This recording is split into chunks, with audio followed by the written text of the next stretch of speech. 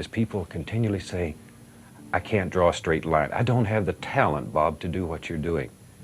That's baloney. Talent is a pursued interest. In other words, anything that you're willing to practice, you can do. And this is no exception. There are no mistakes, just happy accidents. Bob Ross was incredibly efficient in filming his show, often completing a season in just a couple of days. His calm demeanor and his soothing voice made him a beloved figure. Despite his calm TV persona, Ross faced personal tragedies that deeply affected his fans. Recently, his son Steve revealed deep secrets that his father kept from the public to his grave. But before we delve into the revelations, we need to understand some important things about Bob Ross. Early life. To fully understand the twists and turns of Bob Ross's life, we need to delve into his early years. Born as Robert Norman Ross on October 29, 1942, in Daytona Beach, Florida, he was known to the world as Bob Ross. His parents, Jack and Ollie Ross, provided a modest upbringing for Bob in Orlando, Florida. Even as a young boy, Bob showed compassion for injured animals, caring for a variety of creatures without discrimination, from snakes and alligators to armadillos and squirrels.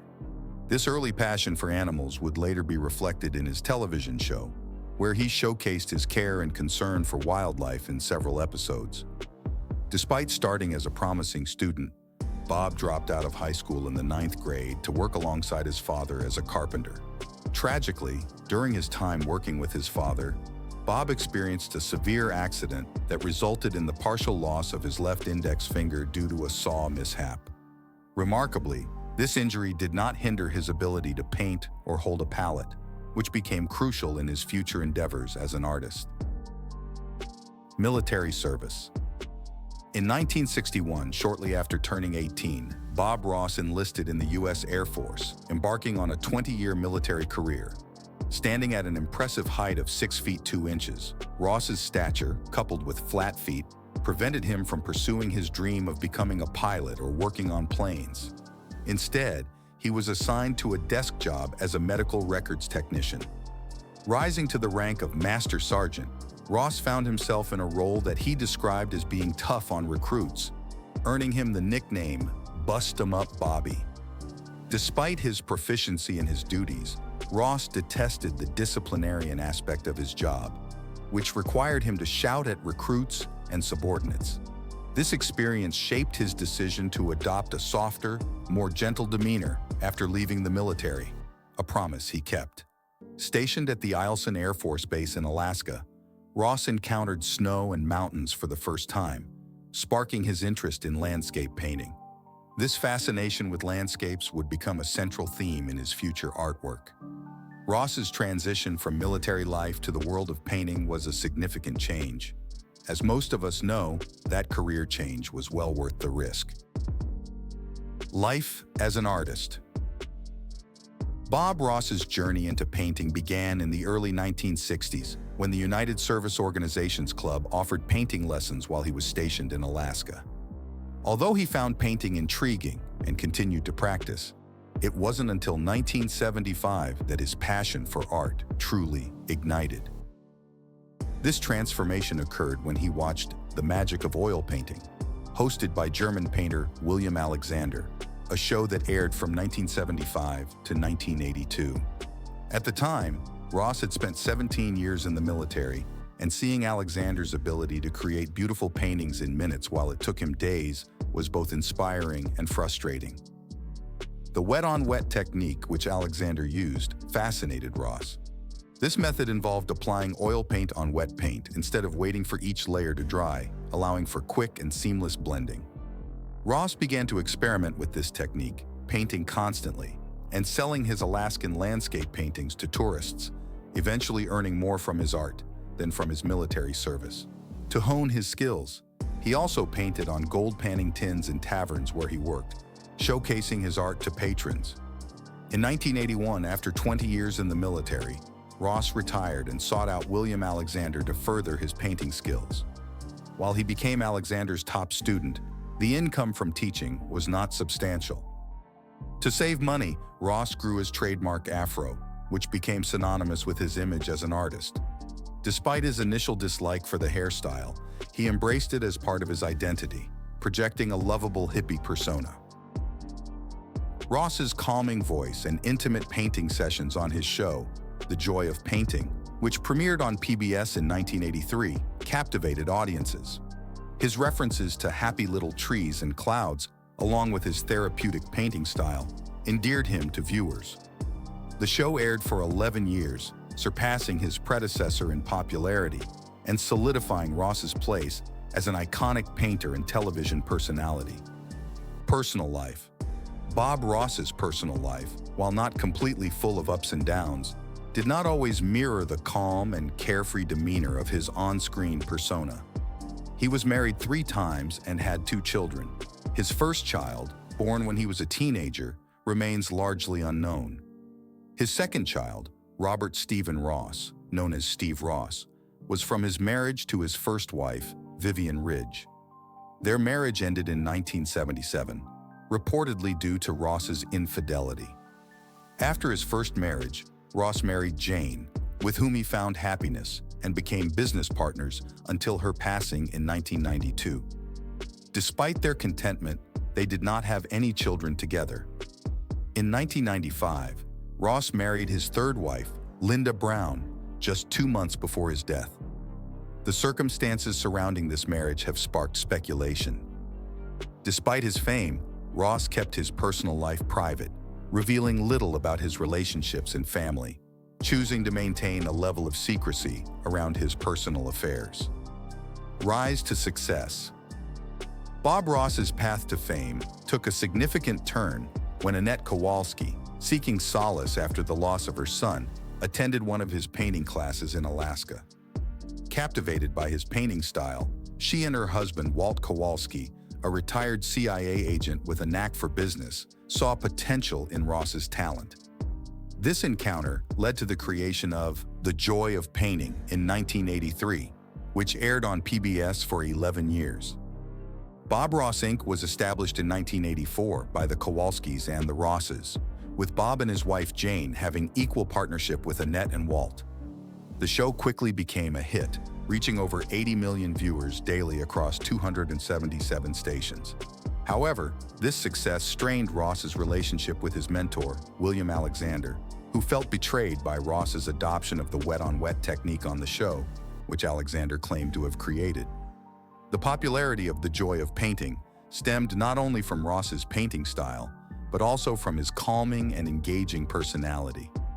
Viewers found comfort in his soothing voice and found joy in following along with his painting sessions. Ross's compassionate nature was evident when he painted in gray tones for a colorblind fan, showcasing his genuine care for his audience. Despite the show's success, Ross never received payment for any episode. Instead, he earned money through Bob Ross Inc., which marketed instructional materials and art supplies using his name. The company also organized painting workshops, contributing to its success as a $15 million per year enterprise by 1991. While the Kowalskis focused on maximizing profits, Ross prioritized creating a platform for people to learn art and access quality products. This difference in priorities highlighted the contrast in their personalities, with money revealing their true nature. Tragedy. As time passed, rumors began to circulate about the relationship dynamics between Bob Ross and Annette Kowalski, with whispers of a secret affair. Although initially denied by the Kowalski family, Ross's son Steve later hinted that there might have been some truth to the rumors. The peaceful partnership between the business associates took a turn when Ross's wife Jane passed away from cancer in 1992. According to a contract established at the company's inception, the shares of a deceased partner were to be divided among the remaining partners rather than passed on to their spouses or heirs. This arrangement left Ross with a minority vote in a company that capitalized on his public image and name, highlighting the pitfalls of mixing friendship with business. Despite these challenges, The Joy of Painting continued to air, featuring special guests including Ross's son Steve. Ross had hoped that Steve would eventually take over the show, showcasing his talent and discussing his future plans. However, Steve, while a skilled artist in his own right, did not wish to follow in his father's footsteps, leading to a strained relationship between them. Their estrangement lasted several years until Ross was diagnosed with lymphoma shortly after his wife's death. Realizing the preciousness of time, Steve regretted his decision and reconciled with his father. Ross, battling illness, continued to film episodes, keeping his diagnosis a secret from the crew. Despite his declining health, he remained committed to spreading joy and laughter through his paintings and stories until he could no longer summon the strength to continue. As Bob Ross faced his impending death, he immersed himself in painting, creating about 3 or 4 episodes a day. Painting not only allowed him to leave a legacy of episodes for his viewers, but also served as a distraction from his impending death. However, his once trusted friends, the Kowalskis, showed their true colors, prioritizing their financial gain over his well-being. They saw his death as a business problem to solve, rather than a loss of a dear friend. As his health declined, the Kowalskis became more desperate to secure their position in the company. Ross, realizing their true intentions, ended the joy of painting after 403 episodes, signaling a quiet farewell to his viewers. Despite his deteriorating health, Ross fulfilled another goal by hosting a TV show in 1995, Elmer and Friends, albeit with a wig to conceal his illness. The Kowalskis, now the majority shareholders, were concerned about Ross's appearance on the show, fearing it would reveal his illness and impact their business. Ross, however, prioritized bringing joy to children over their financial interests.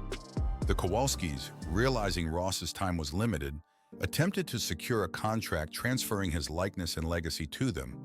But Steve, Ross's son, refused to betray his father's trust. In his final days, the Kowalskis relentlessly pursued Ross, caring only for his signature on a contract. Despite their efforts, Ross remained steadfast in protecting his legacy. Steve recounted how his father, once peaceful, became agitated with every call from the Kowalskis, refusing to relinquish his name or likeness to them. Bob Ross's legacy was more than just a business. It was a testament to his passion for art and his dedication to bringing joy to others. Legal battles after his death. After Bob Ross's death on July 4, 1995, at the age of 52, due to complications from lymphoma, his passing was not widely known. He had kept his diagnosis a secret, with only close family and friends aware of his condition. The Kowalskis, more concerned about the impact of his death on their business than the loss of a friend, did not attend his funeral. With Ross gone, they now had full ownership of Bob Ross Inc. The Kowalskis, however, wanted more than just the company. They sought control over Ross's name and likeness for merchandising, which they believed would be more lucrative. Despite Ross having left his estate and rights to his name and likeness to his son, Steve, and half-brother Jimmy Cox, the Kowalskis contested his will, claiming ownership of everything Ross had owned during his time with Bob Ross Inc. They pursued legal action aggressively, suing Steve, his half-brother, Ross's third wife, whom he had married shortly before his death, and even PBS stations associated with the Joy of Painting show. The Kowalskis aimed to secure everything Ross had worked on, including paintings, brushes, and other intellectual properties. The legal battles left the Ross family in a precarious position, facing the potential loss of everything Bob Ross had created. The Kowalskis' relentless pursuit of control over his legacy cast a shadow over the peaceful image Bob Ross had cultivated during his life, highlighting the darker side of business and personal relationships. The lawsuit. After losing his father and facing the threat of losing his father's legacy, Steve Ross decided to sue the Kowalskis to protect his inheritance. However, he faced challenges when it was discovered that Jimmy Cox, acting as his guardian at the time, had signed papers relinquishing all rights to Bob Ross Inc. This included tape recordings of conversations between Bob Ross and the Kowalskis, which could have been crucial evidence in Steve's case. Despite his efforts, Steve lost the lawsuit against Bob Ross Inc. in June 2019. The legal battle had been a difficult and emotional experience, leaving Steve frustrated and disappointed. The Kowalskis had succeeded in securing control over Bob Ross's legacy, leaving Steve with little recourse. and even less things to remember and honor about his father. Legacy.